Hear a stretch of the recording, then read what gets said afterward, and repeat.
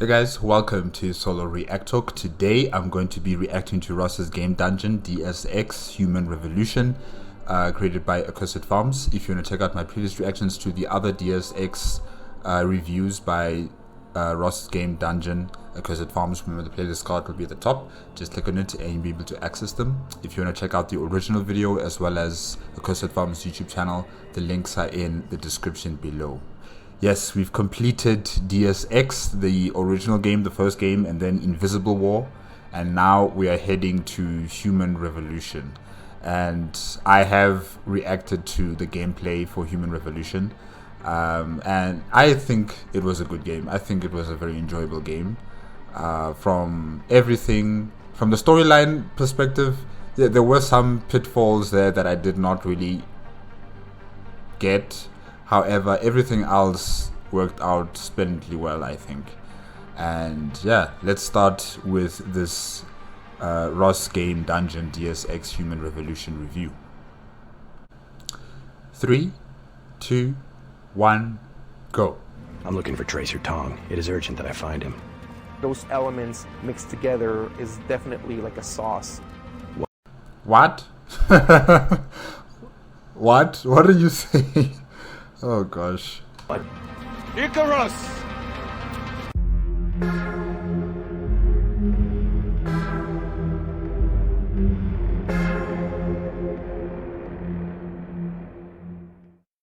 Hey, welcome back to the game dungeon. Today we're looking at Deus Ex Human Revolution. Now this is the conclusion of the previous Deus Ex episodes, so let's have a quick recap of those first.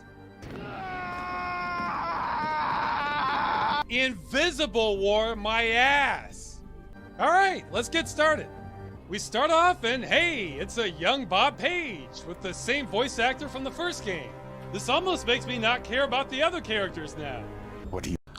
I don't think Ross talked about Bob in the first game, in Deus Ex. I think he was one of those guys who was in that room with that hand and the globe circling around. I think that's him. And yeah, we didn't really hear much about Bob in Deus Ex. We just went straight to the main storyline, if I can say that, you know, with what's his name again? JC. Yeah, JC. I didn't write the surname. Yes, sorry. But JC, the main character. So yeah, I guess they copied that same, you know, opening scene from Deus Ex and imported it to Deus Ex Human Revolution, as well as Invisible War. Because in Invisible War, we didn't know what was going on in the beginning. You know, people were talking, important people, you know, were talking and killing people and, you know, trying to scheme and plot about taking over the world. So something similar also happened here in Deus Ex Human Revolution, where it seems like Bob is talking to, you know, heads of industries and businesses that are all against Serif Industries. And the first time when I watched that, I didn't know what was going on. Honestly, I just did not understand. So I guess it's just a tradition for all the Deus Ex games to start off like that. You mean almost. Human Revolution is a prequel to Deus Ex set 25 years before the original game. Now, this is cool bringing back Bob Page because he could be an interesting character, he's great as a villain, and I like the voice actor's performance. So naturally, this is all we're going to see of him. He's absent the entire rest of the game except for a kicker after the credits. Yeah, that's all you see. Just like with the other Deus Ex games, we see these guys once and then it's done. We're done with them. The rest of the game is just dealing with your main character and whatever he has to do. Yeah. On another note, I'm surprised they show him with augmentation since he was one of the first people to receive nano augmentations in 2052. I always assumed these little extra wires were just the minimum mechanical element like Paul and JC Denton have. Not the old-fashioned ones, which were a bit more visible. But whatever, this intro is nothing but a Bob Page tease, and, like the other games, full of dialogue where we won't know what's happening until we actually beat the game. Now I have a lot to say about this entire intro sequence, but I'm gonna restrain myself for now so we can understand what we're looking at. We start off playing Adam Jensen. He's an ex-cop that's been hired as chief of security for Seraph Industries, a company that makes augmentations, like we've seen in the other games. Augmentations are cybernetic enhancements that replace some of your body parts to restore functionality or give you new abilities. So you're escorting your head researcher girlfriend to a conference when, whoops, terrorists have attacked the building and you need to stop them. Well, you don't. Instead, they kick your ass 6 months to Sunday, and you're rushed to intensive care and given a truckload of cybernetic enhancements since you're a company favorite. So in other words, almost the same beginning as RoboCop, which is probably why this game takes place in Detroit. Wow, I never made that kind of connection, you know. Oh, wow. And he kind of is like RoboCop, you know, Adam Jensen, because I don't know how much percentage of his body has been converted into, you know, like half android, half human, kind of augmented person. But yeah, he's kind of similar to RoboCop. Yeah. And it is in Detroit, so definitely, yeah. I see the connections there. Wow. Okay, Ross.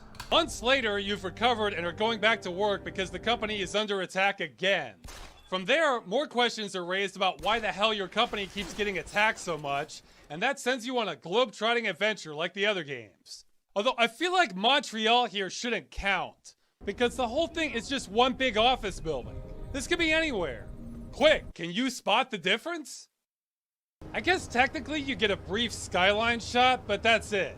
They're just including Montreal because that's where the game was developed. Hey, some of us don't even know that there was a city called Montreal in Canada. Like, really.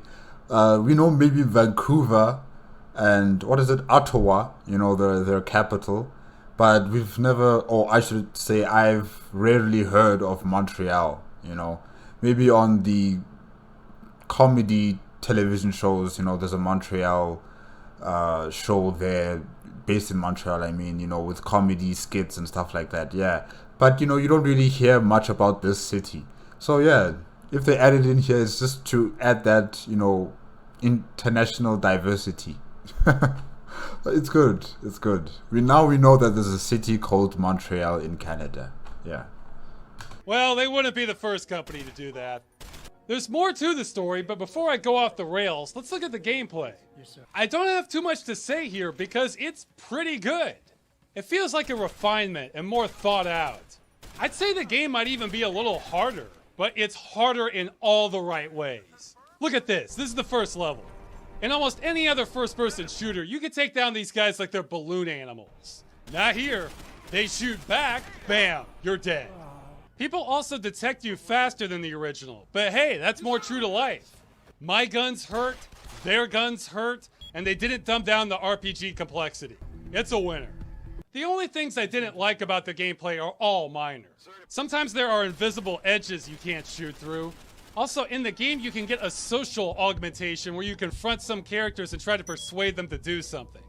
I didn't like this because your responses and their reactions feel a little random. Some people you're supposed to mix up compassionate and understanding responses with aggressive ones, and it felt more like going through the motions of a dialogue slot machine rather than a believable conversation. Look at these. These responses say practically the same thing. It's like being penalized for saying good day instead of how do you do. I'd rather just... You know, it's the little words. It's the little words that add to the sentence that, you know, get different responses to people. Or from people, I should say, you know. So what may seem to be the same to you, to another person, it might be a totally different sentence. And I think maybe that's what they're trying to convey here, that it's the little words that you add into your sentence that's going to be the key to you winning them over, or to you threatening them, or, you know, acting as if you are sympathizing with them or empathizing with them. You know, all of these little details. And I also think maybe because Adam Jensen was a police officer, so he has to be playing this good cop, bad cop kind of thing. And I think they tried to incorporate that kind of discussion into his gaming mechanic, if I can say that. So yeah, it might seem as if it was not really direct. Like, if you are angry, you have to be angry, or if you are going to threaten him, you have to threaten him in this particular way, you know. Or if you want to sympathize with them, you know, you sympathize them in that specific way. Yeah, I can understand how Ross might feel a bit disappointed with that, but I think I like the way it went about. Well, that maybe because I've just been watching, you know, other people play the game. I don't know from my own personal experience playing the game. So, yeah, I still think it's okay. Cut the crap and tell characters what I think and have them react like normal human beings. This feels a little unnatural and way hazier.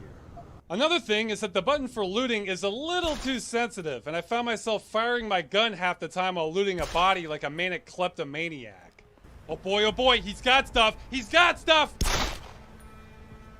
And finally, I am sorry to say, I consider the body moving mechanics a downgrade from the former games. You can only limply drag them now. You can't pick them up, and you can't even open the dumpsters. This is a missed opportunity here, folks.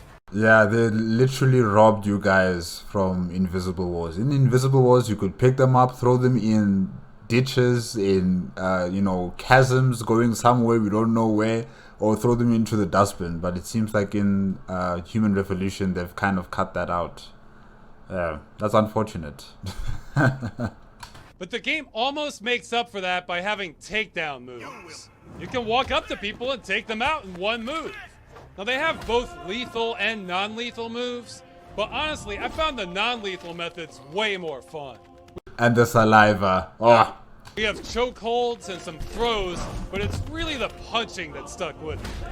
They go a little overboard, but it's really great how you can see the saliva flying out of their mouth. And on top of all that, the game keeps calling me a merciful soul for beating the crap out of people.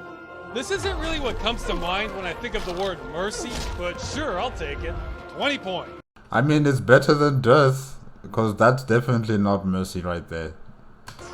Some of the gameplay is a little more simplified, like removing area damage and leaning, but I don't feel like I'm being robbed the way I was with Invisible War, especially since combat is so fluid now. I give it a thumbs up. I wish I could say the same about the graphics. Now you might be thinking, what are you talking about? These graphics are great. And they are, if you're colorblind. I know this has been brought up a bunch elsewhere, but I seriously can't ignore this. This game is yellow, or yellow-orange, gold, whatever. That's just... Yeah, it is yellow, orange, or gold, as Ross says. It is like the overarching theme color of the game. And you know, I'm okay with it. You know, it's not... Okay, maybe to some people it might seem like it's a bit too expressive with the color. Like, it's too much in your face. But for me, for my eyesight, I'm okay with this. You know, it also just reminds me of other games like Mass Effect 1 and Mass Effect 3. Yes, Mass Effect 1 and Mass Effect 3 also had an overarching theme color, which was blue. Especially Mass Effect 3, it had a lot of blue in it. And, you know, even at the verge of purplish in kind of color as well in some places. So, you know, it was there, it was prominent, you could see that, you know, blue was the overarching theme color. And also in Mass Effect 1, well, before the remastered, you know, like the original game, it also had like bluish tint here and there. In Mass Effect 2, it was more like, you know, Human Revolution in terms of the color scheme. It also had like a orangish, yellowish kind of theme tone to it in some places, in some areas of the gameplay. So yes, this tint is good for me. It might Ross might not like it. Many of you guys who also played the game might not like it, but for me, so far, I'm okay with it. You know, yeah, that's good. Splitting hairs. The point is, it is tinted to hell and back. Actually, I'm not completely sure what's going on, because I tried turning post-processing off, and that helps some things, didn't do much for others. What I think is happening is the artist has taken a texture, added a small shade of yellow to that, Then in many cases, the mapper adds a yellow light to the level, then adds a yellow fog to the entire map on top of that. And then finally, the game adds a yellow tinting on top of that. I have seen the future, and it is yellow. I tried using mods to correct this, but that just pushes things too far in the other direction. This is so invasive, I'm not sure it's possible to separate cleanly. Now, if you just look at this briefly, you might think this looks warm and nice, but no. It's one thing to tint a stylized photo, it's another thing to tint the hell out of a 30-hour game. Have you ever been out in the snow on a sunny day, then when you come back into a dark room, everything looks kind of purple? Well, if I play this game long enough, that happens to me slightly. Now, the director's cut did try to tone down the yellow tinting a bit, but then they replaced it with a muddy gray tint filter. What the hell? Why are art directors obsessed with tinting the hell out of everything? I think they're trying to make it look futuristic in some sort of way, you know? They're trying to give it that, I don't know how to explain it, but you know, in some movies, some sci-fi movies, you know, you'd also have this kind of artistry direction of how people want to depict how the future is either going to be, you know, dreary in some sort of dystopian kind of way, where it's always dark, it's raining, you know, it's wet, it's got these neon lights everywhere, you know, and it's got this overarching theme of this dreariness. And, you know, in this game, it seems like they want to make things like, you know, this is the golden era before the storm of Deus Ex, you know, the first game, and then Deus Ex Invisible Wars, you know, where things are now just starting to, you know, crumble a bit here and there. So I don't know, maybe they're just trying to depict like this is the golden age of human society or something. I don't know. But I get what Ross is talking about, you know. For him, this is very uncomfortable. But for me, it is comfortable. But I get where he's coming from. Yeah. I'm not going to, you know, argue with his point of view on this particular subject. It's just that, you know, he likes what he likes, I like what I like. Yeah. Do their eyes work differently than mine? I saw this nasty gray tint added recently to Fable Anniversary Edition also. The original looks better now. Why does this keep happening? I'm not against the color yellow. In fact, this game has a lot of street lamps at night. Yeah, that should be yellowish orange. But why everything? Tinting should be like a spice. Save it for a flashback sequence. Or hey, in the game when you get shot, the screen turns red. That's a good use of it. Tinting the entire game is like dumping 2 cups of nutmeg into your dish. You'll kill people. For anyone trying to defend this, what if every game did this? This game came out in But almost every game does put tint. However, it is the question of how much of it do they put in. And in Deus Ex Human Revolution, they put a lot. Just as you've stated right now, Ross, that they've put a lot of tint in it, and it's made the game look unbearable. You know, especially if you're playing it for a long duration. Other games, they do put tint. It's just not as strong as what we see here in Deus Ex Human Revolution. Yeah. 2011. Imagine if the industry decided yellow filters were the hot new thing and part of their artistic vision, so every game that year had a yellow filter slapped on it. You'd think the industry would have gone insane. So why should this game get a pass? Or hey, how about the best of both worlds and just give me an option to turn it off? Then everybody wins. I like that. Speaking of 2011 games, there was actually a color mod released for Battlefield 3 that restored the color to the game to make it more natural. Well, DICE started banning people for using the mod because they said it added too much color and gave people an unfair advantage. Then they changed their minds and said it was okay and would be adding an option to remove the color tinting. But then they changed their mind again, saying that tinted screens are the way of the future and will continue to ban people trying to change it. When I did the Deus Ex episode, I looked up various conspiracy theories, and one that came up was that there are secretly lizard people among us. Well, I don't know how lizard eyes work, but I think some of them have jobs as game art directors. Now, I normally don't devote so much time to the graphics, but Human Revolution is a special case. Once again, one of the strengths of the original Deus Ex is that it had some sci-fi elements, but most things felt very grounded and believable. Well, Invisible War tossed that out the window, being far into the future. But Human Revolution is a prequel, so it's even closer in feel to the present day than the original Deus Ex. Just kidding, it tosses that out the window too. It doesn't have flying hover robots, but it likes to exaggerate almost everything else. It's one thing to have outlandish fancy architecture in a corporate lobby or executive office, because they do that sort of thing sometimes. Yeah, but Serif Industries, should I say David Serif's office with these bulbous black balls on the roof or on the ceiling, I don't understand that. I don't understand. His office is just too much. It's just too much. It's complicated. It's a mess, you know. How does someone focus on work in such an environment like that with these things in the air? But anyways, yeah, some of the offices looked very beautiful, very styled, you know, very looking like they come from Star Wars or something, you know. Yeah, it's very distracting. Some of those offices are very distracting, especially with their lights and stuff like that. Yeah, but it's the future. This gets a free pass. It's another thing to do this everywhere. Let's throw up a bunch of skyscrapers in Detroit with exotic, difficult to build, and clean architectures. Let's have hologram communicators that require no visible equipment and are so lifelike they pass for real, even though the originals look like modern day ones. Let's have jet propulsion airships, even though the original game only had planes and helicopters. Or hey, let's have a gigantic suspended techno city, making this the largest man-made structure in history by a large margin. Oh yeah, I'm sure we'll be finishing this up in what, 11 years now? You know, most of you watching this are gonna live to see 2027.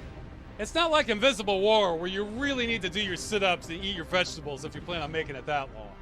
So yeah, 2027, right around the corner. But despite all this amazing...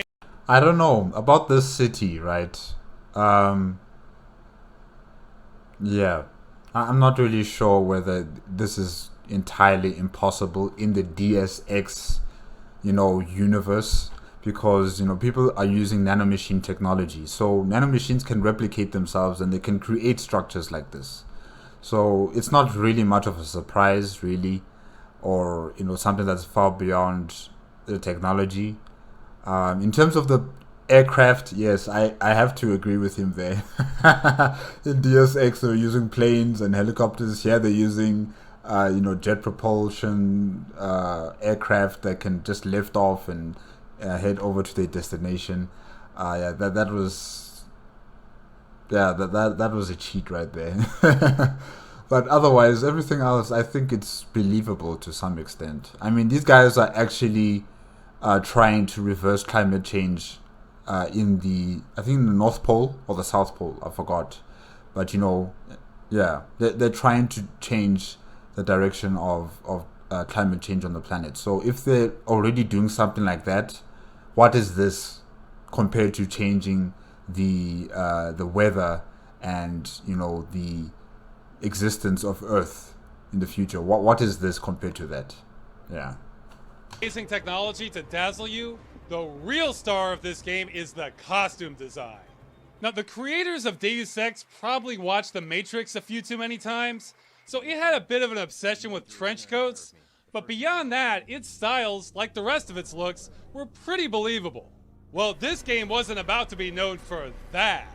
So without further ado, let's start the Human Revolution fashion show. That's right. I did say that, you know, the clothing looks very vampiric. You know, the first time when I watched the gameplay, I did say that the clothing was just so weird. It looked like something from the Renaissance era, especially for the ladies. It looked like they were dressed for the Renaissance era, you know, looking all vampiric in kind of a way, like, you know, very different from how I would imagine people in the future would be dressing like, you know. So yeah, it's weird. First up is our hero, Adam Jensen. With a neatly trimmed goatee and understated faux hawk, Adam is wearing a fashionable leather trench coat with heightened shoulder pads and additional leather strips with a paisley pattern. This look screams, I am the head of security, and is a popular look among former cops like himself. Next up is his girlfriend. Dr. Reed is all work and no play with her snap-up black leather pants, lace-patterned white leather doublet with pointed shoulders, hooped-up collar, and origami hairpiece. This look states that she is a serious researcher to be respected, which is good because she's testifying before Congress in a few hours. Now their boss, David Seraph, won't be setting any records this year as he's business first, but his origami vest is all the rage this year, and that combined with his gold pocket chain and gold engraved prosthetic arm keeps him looking sharp. And speaking of executives, let us not forget Zhao Yunru, the CEO of a major biotech company. Starting from her swirl pattern Athenian sandals cum high heels, to her queen bee ridged thorax dress, to her vine pattern corset and Elizabethan collar, her looks command authority, especially in China, a country known for its respect of women. But let's move on down and look at the Seraph industry workers themselves. From the gold trim leather buckle shoes and nylon pants with puffy diamond patterned sides, to the pleather pop collar tuxedo with patterned polyester strips and matching silk neck scarf, this employee says not only do I live in the capital district from the Hunger Games, but also I am a productive employee ready for work. You know, maybe this was the fashion style of Montreal when this game was developed. You don't know, maybe they were dressed like this for parties and stuff like that in Montreal. I don't know. But it is extremely weird and just excessive, you know. Yeah. His coworker could very well be the yin to his yang, with his business casual pants with patterned polyester pockets and pleather long sleeve shirt with gold frond trimmings on his icosahedral cuffs. Yes, fashion is taking the world by storm, as variations on these looks can be found not only on most white-collar employees, but on people on the street, both in Detroit and around the world. Oh, did I say white-collar? I meant gold. So whether your clothes say I am a waiter at an S&M Club masquerade ball, or I am a disco king who is also attending a Mexican wedding, there is something for everyone. And last but certainly not least is leading worldwide newscaster Eliza Cassan. Reporting the news is serious business, and what could be more serious than a magenta Elizabethan collar, black neck collar with a lace top, flower-shaped hair braid, lingerie top with lace stockings, and a coattail jacket with high-heeled rubber boots.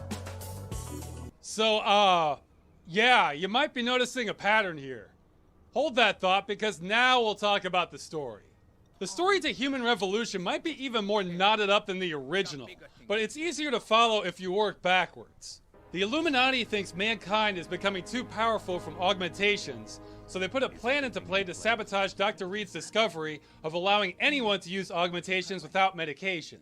That attack sets you on the trail of discovering what happened, which leads you back to this guy, the inventor of augmentations and ex-Illuminati. He's decided it's all a mistake and is using them to kill everyone instead so that everyone will hate augmentations and ban them. Also, there's a... I've said that is not really going to work. Like for my last reaction to the last part of my reaction to Human Revolution, you know, I was discussing and saying that, you know, what he planned to do in terms of people hating augmentation due to, you know, them being controlled by this signal, and anyone with augmentation is just going to go mad and start killing people, and that will result in humanity hating augmentation. I've said that is just not going to work, you know. The genie is already outside the box.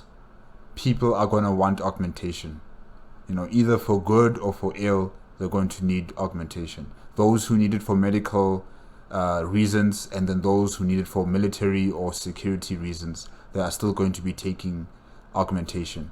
And even if the world governments or the United Nations try to ban it, there's always going to be a black market for people to acquire this technology because it's so effective and important, and it can be something so integral to any human being. You know, if you lost your eyesight, you'd want your eyesight back, and if augmentation is there and it can give you that eyesight back again, you would want it no matter what. You would pay as much money as possible. You would want it. If you were robbed of your legs, or if you've never walked before, and you want to be like everybody else, you would take augmentation. Whether it was legal or illegal, you would try your utmost best to get it. And any nation that wants to have an upper hand on their rivals is also going to be taking this technology and incorporating it into their military, no matter what, And also private security operations and rich people who want to be protected by the best of the best. They're going to want to take people who have augmentation that is capable of doing devastating results. So the genie is already outside the box, and there's no putting it back in. Or should I say bottle? Yes, the genie is already outside the bottle. There's no way of putting it back inside. It's out. We just have to adapt to this new future that we are living in, in terms of augmentation. So yeah, that plan was just not going to work. Computer powered by screaming women. I got a little lost on that part. And that's the main... Same here. Really, a supercomputer mixed with a human being, trying to make this organic supercomputer, it's just madness. Plot. But Deus Ex games all have their character stories and larger themes, and this is where I start seeing some bumps in the road. I can get into the most fantastical story you can throw at me, but if the people in it don't act like actual people, then that kills it for me. Now, both the other Deus Ex games have plenty of questionable situations, but by and large, if you were to accept those as true, then the characters largely acted like real people would. The original was great at this. Invisible War was more like a Star Trek episode, but it basically worked. Well, with Human Revolution from the intro onward, I start getting a lot of red flags. First, Adam Jensen is a stoic, no-nonsense character, but we immediately get an overacted, exaggerated eye-rolling, because that's what really serious and intense people like to do. Just like that. Next, we get a researcher who is easily in his 60s, giving off this extremely animated and humble body language to Dr. Reed, who is a woman in her early 30s dressed like a fashion model. Now, she does have a higher position than him at the company, but most men in their 60s tend to have a certain degree of self-respect that they're not going to behave like she is the Empress of Detroit, no matter what her job title is. I mean, he's still an important scientist at the company, but he's approaching her like a nervous intern.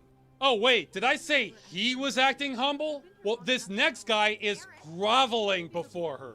Look at this body language. Oh please, Dr. Reed, I do not deserve to stand in your glorious presence, but if this ever so humble servant may please have your attention for a single moment, it would...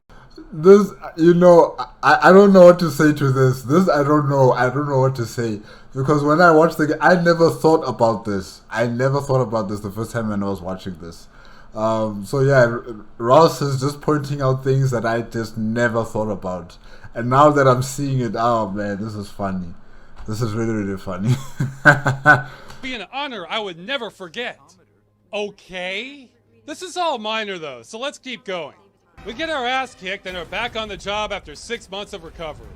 I check in with my irritating IT guy who makes a fourth wall joke that doesn't even make sense within the context of the game and isn't funny. About time. What happened? You get stuck in an air duct on the way over? That's not good. Yeah, Pritchard, I'm not sure. Hey, like in the beginning, I did not like the kind of banter him and Adam Jansen were having.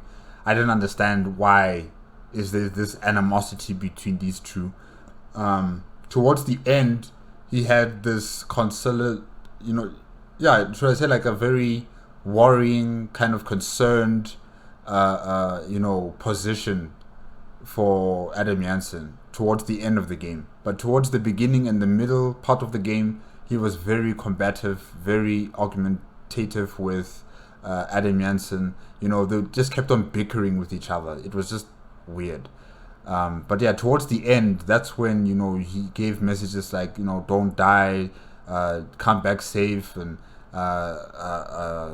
he worries about him and stuff like that. And even Adam Jansen realized that, Pritchard actually cares for him. I'm like, but where was all of that during the beginning of the game? You know, because in the beginning of the game, these guys were like at each other's throats, ready to just to, you know, kill each other. Good. Also, here we have a clear conflict of interest. My boss is calling me into work right away because there's a hostage situation. He'll even chastise me if I start taking too long. You don't have time to mess around. Get to the helipad, or something seriously bad is gonna happen. So there's some sense of urgency. Yet the game is dumping me into the largest narrative portion of the game so far. I can talk to people, check emails. There's tons of exposition here. So I'm being ripped out of the experience because the game is telling me to take my time, explore every inch of this place. But the story is telling me to hurry up and get to the hostages right away. In Deus Ex, you resolve the dangerous situation first, then you got to go chill out back at headquarters and get a bunch of narrative. This is just bad design. But hey, let's say I do talk to people. Everyone is talking to me like they know me personally. Jensen, I knew the boss had an ace up his sleeve. Adam, welcome back. Welcome back, Jensen. Jensen, nice surprise. You must be famous, Jensen. I didn't know this. Yeah, when I was reacting to the game, I never saw any of this kind of discussions with other employees in Sadif Industries. So yeah, this is weird. I mean, do you guys know your head of security in your workplaces? Do you guys know every single security officer or any other person from another department of the office or the business? Nah, man. Adam, are you here because of Milwaukee Junction? Jensen. Adam, you're in today too? Jensen. Goddamn, it's good to see you up and around so soon. I'm wondering why this is because I don't seem like a very personable guy. So Or maybe he was not famous before he got his augmentation, but after he got his augmentation, you know, and he survived that ordeal with the terrorists, you know, that's when people started taking notice of Adam Jansen, because he is able to take, you know, a lot of augmentation into his body without any rejection. He doesn't need any medication. So, you know, he is what Sadif Industries wants as, you know, the perfect human / augmented human being. Yeah. how do they know me? In Deus Ex, soldiers will talk to you, but you're essentially brothers in arms. Plus, you make a big splash by rescuing an agent and taking down a terrorist leader. So you're a rising star right from the get-go. These are just co-workers who don't even share the same department as me. I mean, hell, I've worked at corporate offices before. I never knew who the head of security was when I was there. But everyone is talking to me like they meet me every Friday night for poker. More people are friends with me than the nice lady at your office who brings in donuts for everyone. This world isn't natural. It's all about me. So this is taking me out of the experience a bit, but the first mission is where the bombs start falling. First, my IT guy is making snide comments even though I'm in a super dangerous situation and could be killed, and there are hostages that will die if I screw up.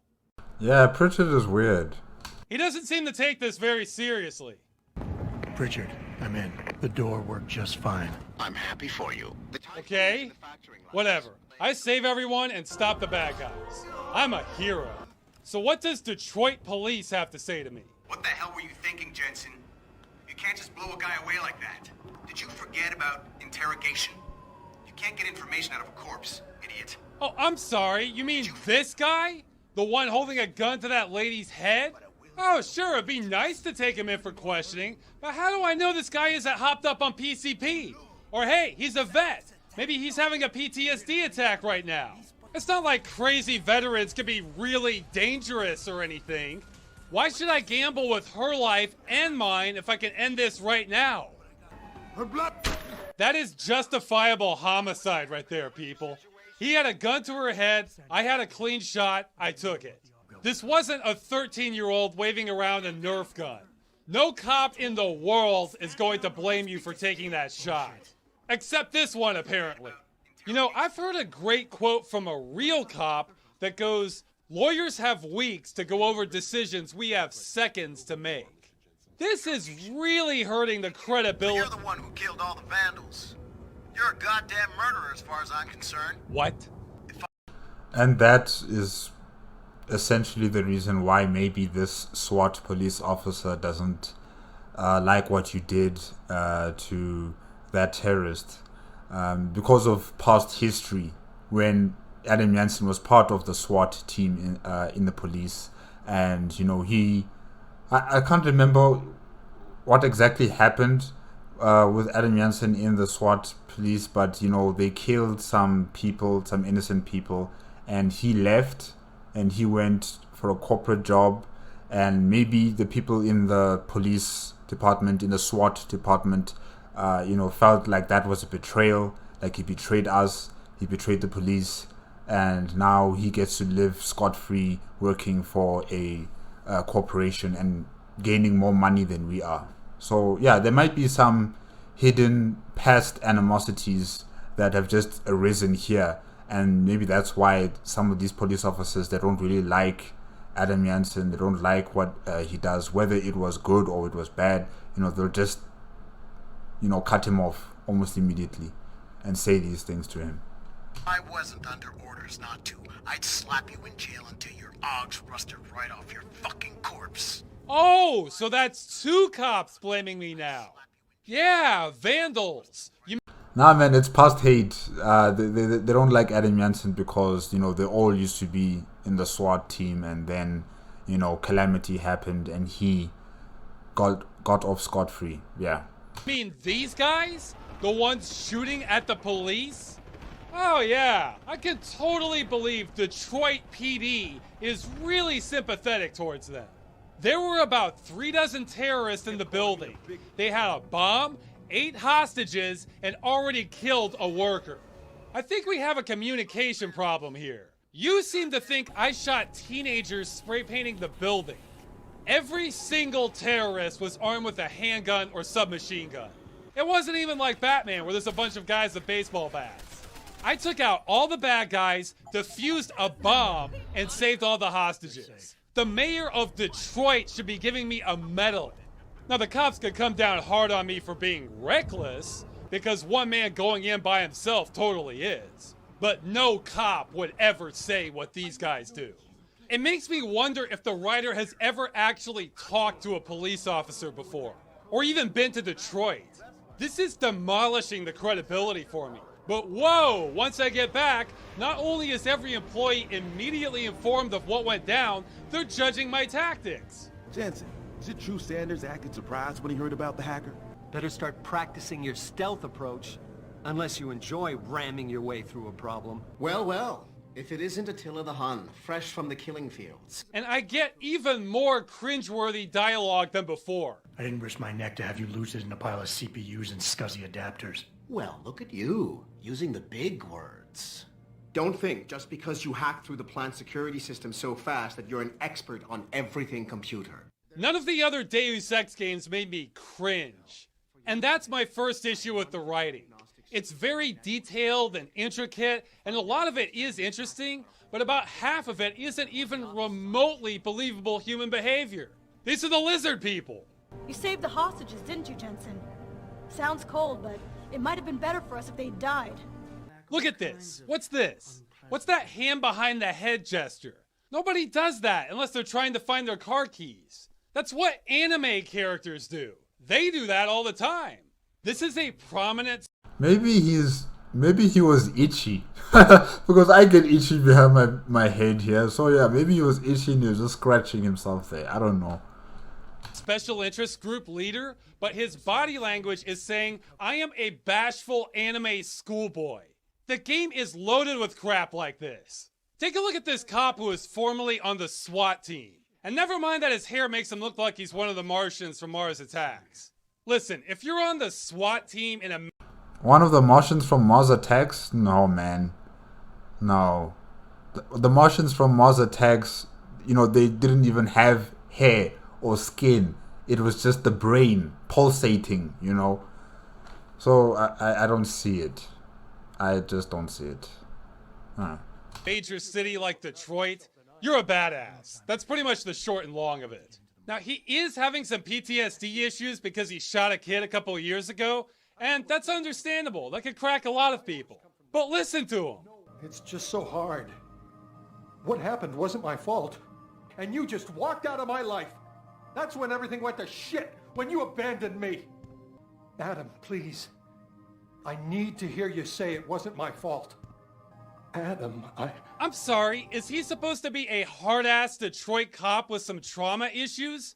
Or is he auditioning for a new soap opera? Jesus. Yeah, no, the guy has issues. He really does have mental issues that he needs help with, you know. He keeps blaming other people for his mistake. He keeps blaming Adam Jansen for abandoning him when Adam Jansen should have been there to support him through his troubled times. But, you know, that's not Adam Jansen's responsibility. And I don't think this guy understands that, you know. So yeah, he needs help. He needs help. You wouldn't make it into the academy talking like that, let alone the SWAT team. And this happened 2 years ago, not this morning. Way too many people in this game just don't act real. It's like these debates about whether I did the right thing rescuing the hostages. This is artificial controversy. Not only would most of these people not be talking about the topic in the first place, but the game arbitrarily divides them up to make it look as though this is a real issue. It's all bullshit. When you talk to everyone, even random people on the street, about 95% of them are talking about augmentations. They're acting like David Seraph is their uncle. Everyone. I said the original Deus Ex was a little in your face about terrorism. Well, it has nothing on human revolution when it comes to augmentation. I think, you know, the people who you talk to, like in town, isn't that Detroit? And Detroit is the epicenter of, you know, augmentation technology. And they're even having those continuous protests on augmentation, you know, those who are for it and those who are against it. So, yeah, maybe the town is caught up in that debate and everybody's talking about it. Everybody has their own sides, their own point of views. And, you know, this also ultimately leads on to the 3 or 4 decisions that you have at the end of the game, you know. So I kind of understand why they would do something like that, the game developers. However, yes, making it so excessive in terms of everybody, every single time you go into town, they talk about the same topic every single day or every single night. Yeah, it is kind of weird. Yeah. Rather than building up those world stories from the original, everything is centered on whatever you're doing at the time, and of course, augmentation. And that brings me to the other issue with the writing. Deus Ex is a game of themes. Each game has major and minor themes going on. You can debate which is which. Not Human Revolution. It has a few minor themes and one major theme. Cyborgs, cyborgs, cyborgs, cyborgs. Or transhumanism, same difference. If you were to remove one theme from any of the other Deus Ex games, you would still have a story. If you remove cyborgs from Human Revolution, you have no story. All you have then is a guy flying around to companies and shooting up security guards. But I think in Deus Ex Human Revolution, they were mainly also talking about the multinational corporations' dominance over global governments, you know, and how these corporations are having turf wars in different parts of different places in different countries, you know.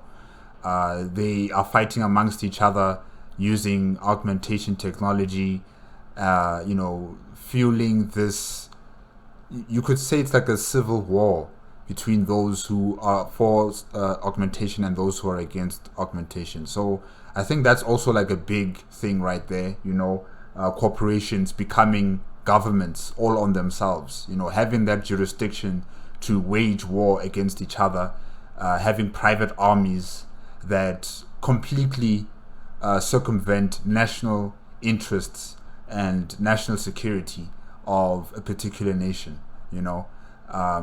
Just like what was happening in Detroit when those terrorists attacked Seraph Industries, and what was happening in China with the, what was it called again, Taiyang Medical Corporation, being, you know, infiltrated and also having turf wars with other gangs and stuff like that. So I would say that corporations are like the main theme of discussion in this game as well. Yeah. So no, it's not just cyborgs. Cyborgs is just an added benefit from these corporations that are trying to dominate the entire planet, with their ambitions. What else? There was also artificial intelligence in this one.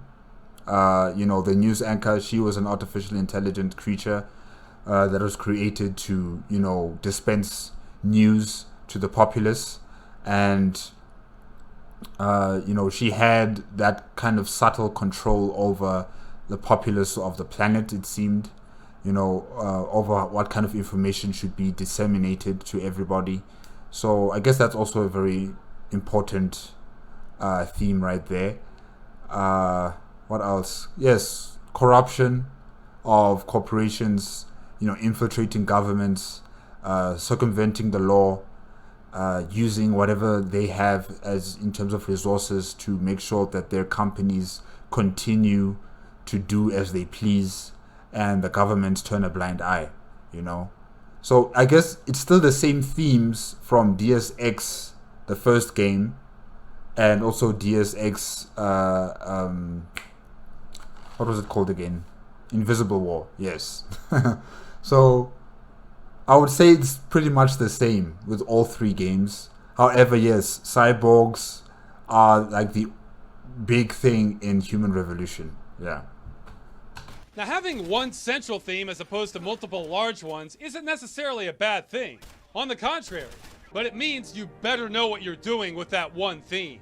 Well, my issue with Human Revolution is it never really makes the case why augmentation is a big deal within the world. They use sweeping generalities all the time, like how they're the next stage of human evolution and naturals don't have a chance, but don't give me much of a reason why. Rhetoric. Always more rhetoric. The only concrete reason I hear is that people with augs are taking jobs. But wait a minute, let's look at your augmentations. I have super speed, super strength, super vision, I'm a super hacker, and I have that socialization mod.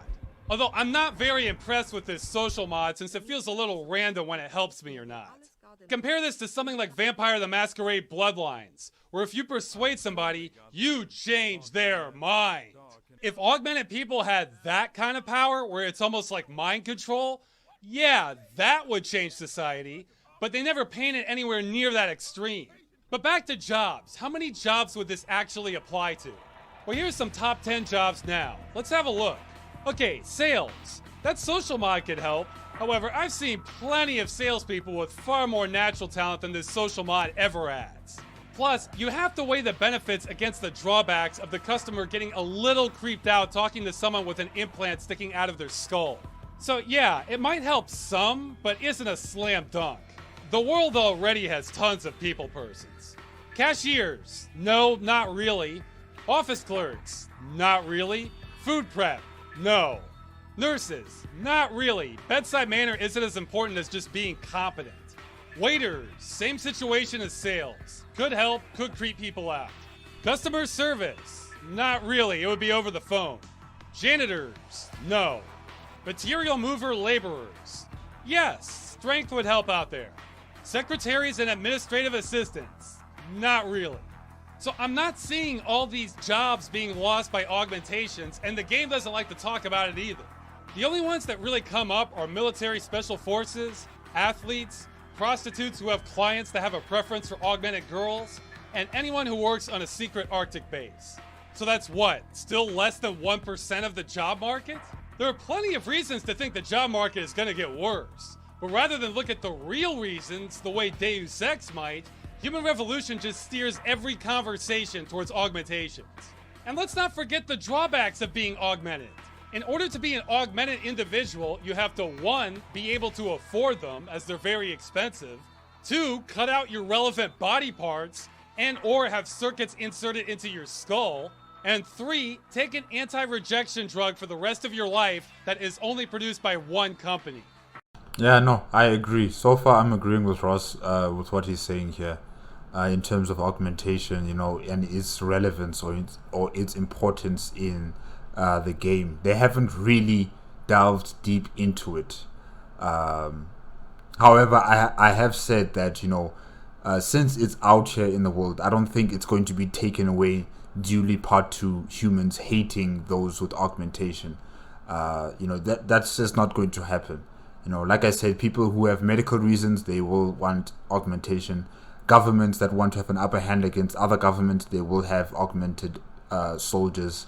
So yes, that is something. But for it to be something so important that it will take over the world in terms of our economy and how society is run, I don't see that. I don't see how that's going to occur, really. So yes, I agree with Ross with what he's saying here. Now take all these together, and I don't see augmentations catching on like wildfire. Especially the cutting off your arm and gouging out your eyes part. So realistically, this would be a drastically small percentage of the population. Even in Deus Is that guy dancing? Ex, the vast majority of people are not augmented. Maybe 5%. And most of them are involved with either the military or corporate security. So even by 2052, this is not an issue that affects most people. The only people augmentations would be great for would be the ones missing parts to begin with. So if you're a war vet and lost your legs to a landmine, hell yeah, augmentations are great. And I think the rest of society would be happy for you to see your functionality restored. But in Human Revolution, people are so divided over... Who is this lady? Who is this lady? I have never seen her before. She is so funny. She's so animated. Really, I enjoy how she's moving around and she's going, oh! Oh, she's so funny. For this issue, there are eventually riots in the street over it. Are you kidding me?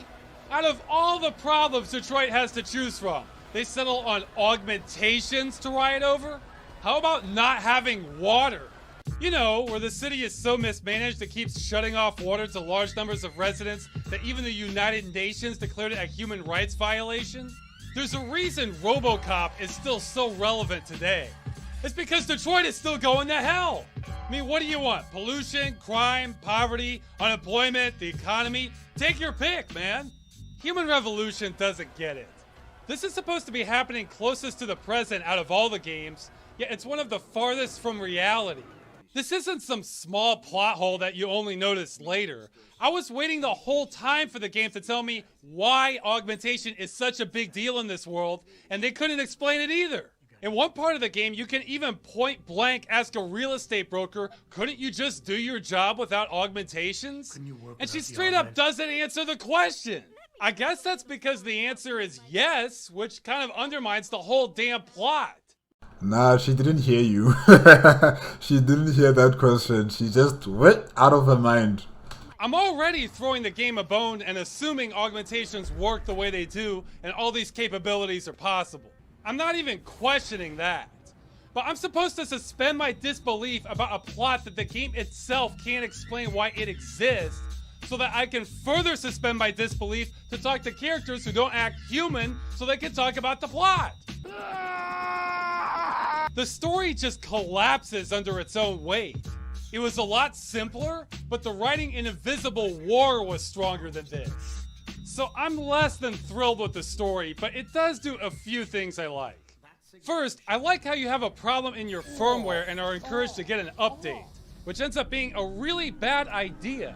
I personally am kind of paranoid about software I have no control over if it changes, because it could be modified in the future in a way I don't want or simply not work. I mean, hell, the director's cut added that gray filter. This trend of less control is happening more and more with games and software, and I think it's a bad precedent. Because then you're screwed if something goes wrong. You can't just go back to the version that worked. You should be offline! So it was a nice touch seeing this sort of thing in the game.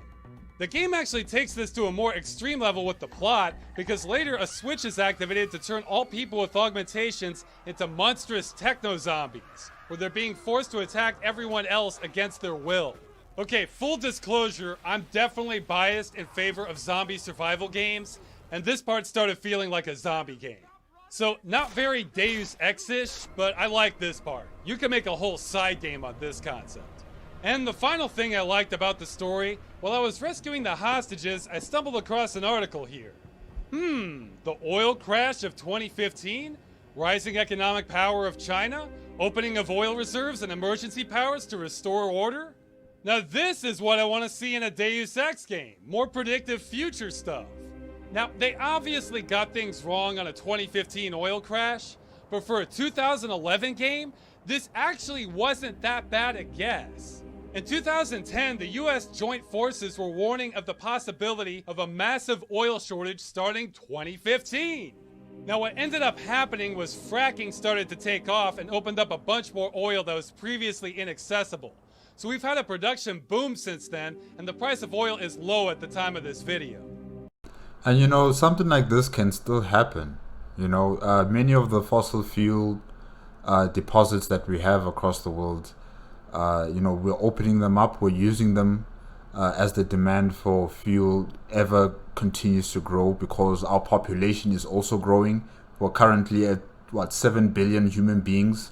In the next 20 to 30 years, we're probably going to be 8 or 9 billion people on the planet, and everybody's going to want to have a car. Everybody's going to want to have you know, a chance to fly across the world here and there with jet planes, or take cruises with ships, or, you know, use other petrochemicals for other materials, other materialistic kind of stuff that consumers buy. You know, oil is going to be in high demand for a very, very long time. It's never going to be, you know, without any demand across the world. And many of these deposits that we have are going to be depleted. We're not sure when exactly, you know, or should I say, I'm not sure when exactly they're going to be depleted. But when they do become depleted, you know, we're going to be looking for other places where they are. And that's usually probably in Antarctica, or the North Pole, in the Arctic, especially the Arctic. You know, Russia has been surveying that place there, and they found a lot of deposits of petrochemicals that they could use. Even Canada has found some there, and Greenland is literally sitting on top of a lot of fossil fuels that we might need to use one day. So many of these countries, they've scouted out where other future fortunes for their countries are, and, you know, once the main ones that we're using are depleted, they're going to be focusing on those ones. When those ones are depleted, what's next? What are we going to use to replace our ever increasing demand for fossil fuels? You know, because I don't see us replacing our vehicles with electric energy 100%. You know, we still haven't really have a battery system that can really be something that will work 365 days a year without being charged yet. You know, we still don't really have that technology under our control. You know, something that could just switch us away from fossil fuels. We're still not there yet. So this possible future is very much possible, I would say. Yeah.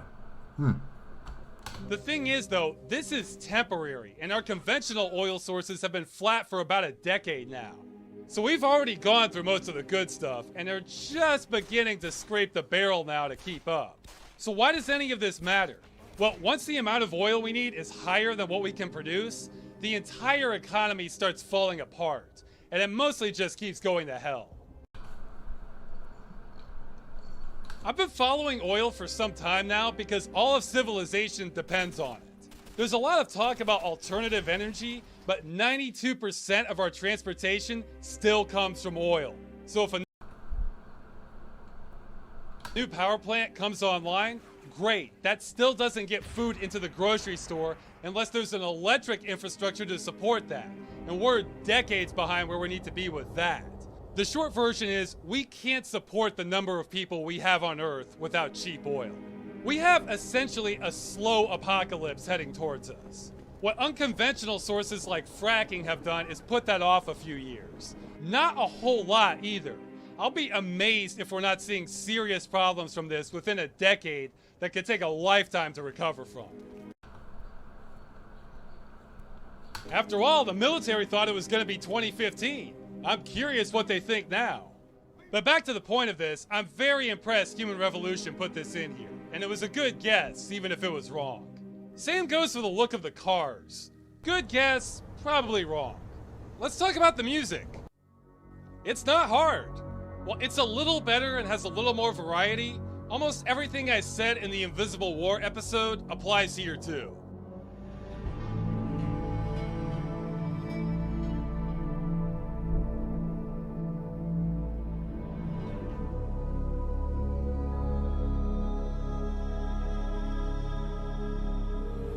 Yeah, it's not really that memorable. It's not like Deus Ex. Deus Ex had some piano music in there that, you know, just reminded me of straight from like 80s drama shows or 80s kind of TV shows. So yeah, I liked that kind of music. But this, it's okay. It's okay. It's okay. It's just that it's not memorable. Yeah.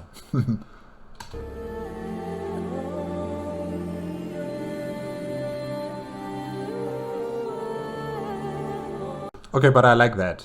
I like that. It was from Invisible War, or was it from Human Revolution? Wow, okay.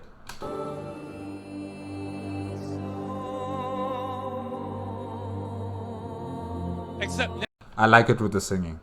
now we're adding a dash of Tron Legacy soundtrack to everything. Not too much, we don't want anything to really stand out, but now we have more and once again, we have no conversions to this game since we don't have any mod tools. But mobile game Deus Ex The Fall was released around the same time also. I haven't played it, and every single mention I've seen of this game says it's terrible. And I don't really have any reason to doubt that opinion. It's still yellow. So what do we make of this game? Well, I feel like all the decisions made in every Deus Ex game portray their own narrative.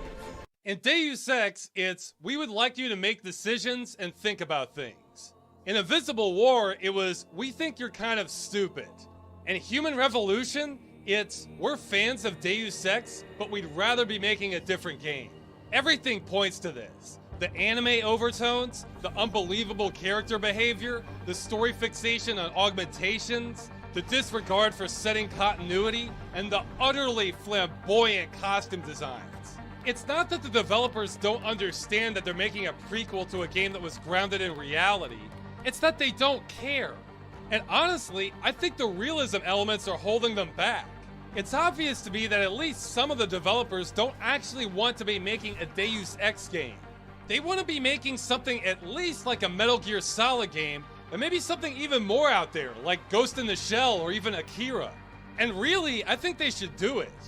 I mean, I like futuristic airships, giant techno cities, and super stylized architecture. But they don't belong in a Deus Ex prequel. There's clearly rampant talent and creativity on the development team, but they don't know how to do reality, so why bother? I think they should— Man, look at the ceiling. Why would you do that? Why? You can get nightmares from something like that. go nuts. Maybe start off the game a little mundane, but by the end have an Akira biological madness apocalypse. Maybe there's an entire underground network of thousands of screaming women computers beneath the city. Maybe this is all part of summoning a giant tentacle monster god. But the game business being what it is, they're probably going to be tied to Deus Ex for some time to come and have to keep restraining themselves in an awkward symphony between attempting realism and wanting to escape it. Let's talk endings. Now, I thought there was plenty of room for improvement on the original's endings because they were so short and barely showed anything. Well, Human Revolution somehow managed to undercut them and has the worst endings out of all three games. All that happens is you get a voiceover by Jensen questioning if he did the right thing and a bunch of stock news footage with a yellow filter at it. This is pathetic. If I had that— Yeah, I talked a lot about this, these 4 different choices in my reaction to the game. So if you want to know what I was saying about them, I'll put the card at the top. Yeah, you'll find it. You'll find it there. Or in the description below. Yeah. digitized effect, I can make these endings in a couple hours. And you can see how sophisticated my editing skills are. Look, game devs, here's what you do. If you need an ending, but you're running out of time or budget and can't afford a cinematic, you grab your artist, who usually have less work towards the end of production anyway, and ask them to whip up some concept stills for you. Then you give us a slideshow showing what you wanted to happen and add voices to that. Maybe add some real— Kind of like Mass Effect as well, yeah. Because in Mass Effect, with many of the choices that you have, Mass Effect 3, you know, they just have like still pictures, and then you'd hear one of the characters in the background discussing about, you know, what's happening, what's going to happen in the future, what our dreams and hopes are, and stuff like that. Yeah. Cheap animations and scrolling effects while you're at it. Pangea is destroyed! Oh no! There, I just gave you a better ending than this game has. And this is ending the Deus Ex videos for me, so where's Deus Ex going from here? Now of course the reality is Mankind Divided has been released, and will probably lead to another sequel also. I haven't played it yet, but my prediction is it'll be more of the same. I've read the plot is doubling down on augmentations and making parallels to current trending events, which is a total mistake. Deus Ex needs to look to the future, not the present. So I think the sequel still won't get it as far as the story, will continue to have lavish art design, and probably still have fun mechanics. So like this, an enjoyable game, but not really carrying the Deus Ex banner. So that's our current ending, but here are the endings I'd like to see instead. 1. Have Eidos Montreal kill Deus Ex and make some badass Ghost in the Shell or Akira inspired game instead. I think everyone will be happier for it. 2. Figure out a way for a side story game to work involving a techno-zombie apocalypse, because this sounds awesome. Alternately, make a stealth brawler game involving tons of takedowns and beating the crap out of everyone. These are both winners for me. 3. Have another studio make the true successor to Deus Ex. Try to make a game that will predict the future as best we can. See, there's a lot of things we can't predict, but there are some things we can totally predict, we just don't know when. You would almost want at least 2 writers for this. One to make a fun and interesting story, and one to do a ton of research from various experts in different fields to figure out what this world would look like and predict where we're going. So we would look at past data, predictive models, and trends to try our best to figure out what will be happening in 50 years with the economy, energy, technology, our environment, governments, and so on. I agree with what Ross is saying here. You know, make it much more believable, much more grounded to reality in terms of what may possibly happen in our future, you know. So yes, I agree. Then really take our best educated guess as to what's on the horizon. Then package that world into a normal fun game, and you have a Deus Ex successor. The bottom line is life right now is totally not sustainable, and it's gonna change one way or another, so it would be great to get more of a glimpse of what that looks like. Awards! First award, King Midas Art Design. Despite having fun mechanics, this alone makes me not want to replay the game. You can't tint the pain away. Identity Crisis. This game wants to be something else. Now this isn't completely the developer's fault. Invisible War kind of screwed them by going complete sci-fi, so they couldn't make a realistic sequel. And prequels usually aren't the best, because unless you figure out a way to go in a completely different direction, you already know how it's gonna end up. Deus Ex is about world-changing events, and you can only change so much in a prequel. This game wants to be Metal Ghost in the Akira Yellow Blade Runner Edition. And I think they should just ditch Deus Ex and go for that instead. And finally, further mutations required. Invisible War was a mutation from Deus Ex, and this is a different one. It's fun, but as far as I'm concerned, Deus Ex is dead. Yeah, rip. There's not enough room to make it into something as awesome anymore. The timeline is just too locked down now. It needs to be reborn in another IP or else completely rebooted. The tale of Adam Jensen is inherently limited. And that is the end of the Deus Ex episodes. Man, Spider-Bot and 3 Deus Exes. That's enough reality for me. Stay tuned for the next episode for something lighter, with colors, and a good ending. Nah!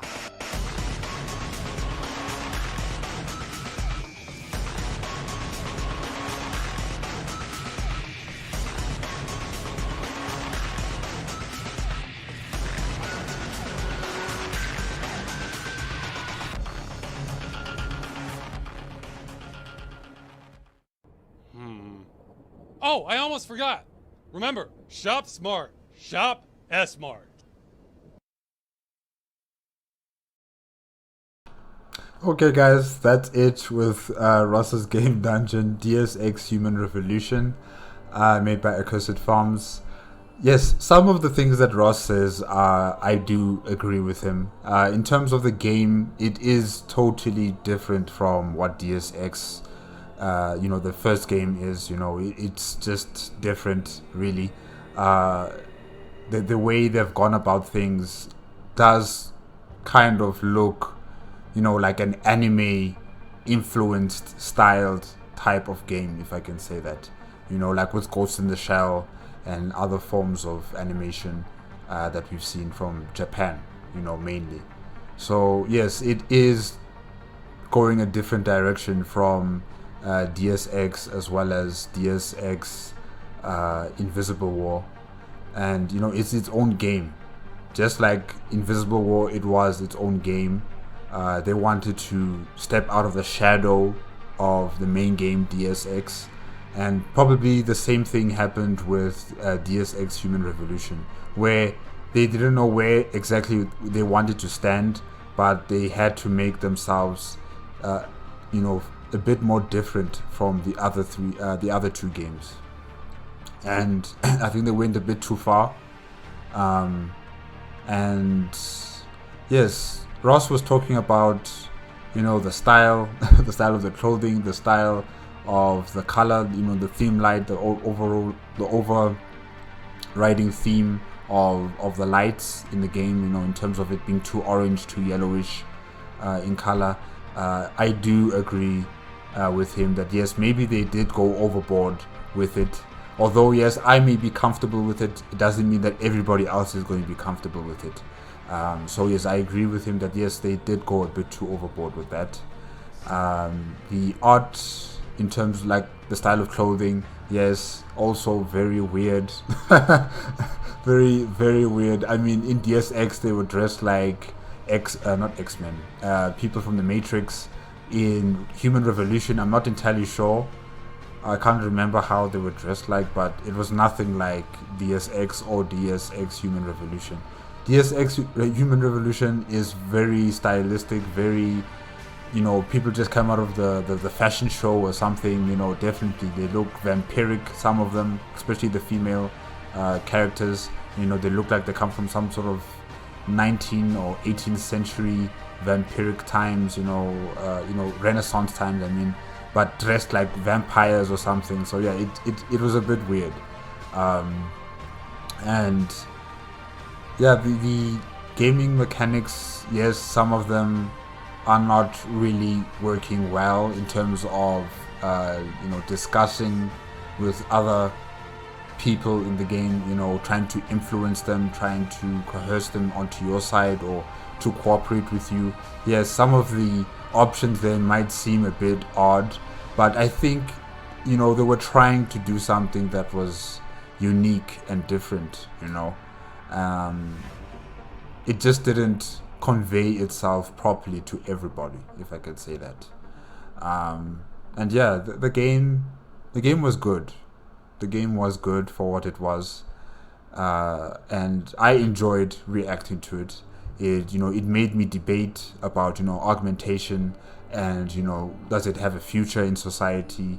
Does it have a potential threat or an advantage for all humanity? I did discuss about that a lot during my reaction to the game, and yes, it is like the overarching theme or storyline of Deus Ex Human Revolution. Maybe they should have added a bit more from other points of interest, not just augmentation, not just being a cyborg, but also the corporations that are controlling governments, the governments that are